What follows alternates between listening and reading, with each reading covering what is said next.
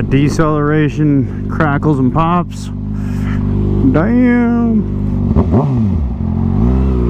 This is the first ride with the two-wheel Dyno Works tune.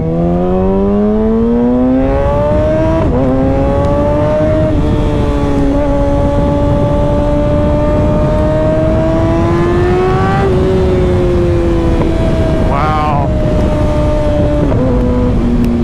Way more responsive. Those crackles and pops, holy shit.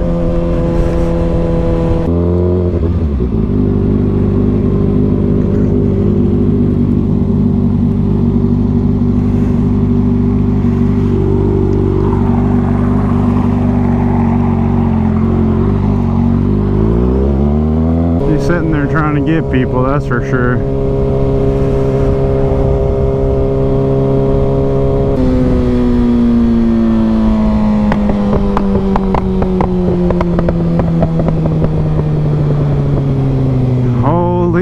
Shit, that is loud. I don't even know if this mic does justice on that, but those crackles and pops are stupid loud. Super throttle responsive now compared to what it was.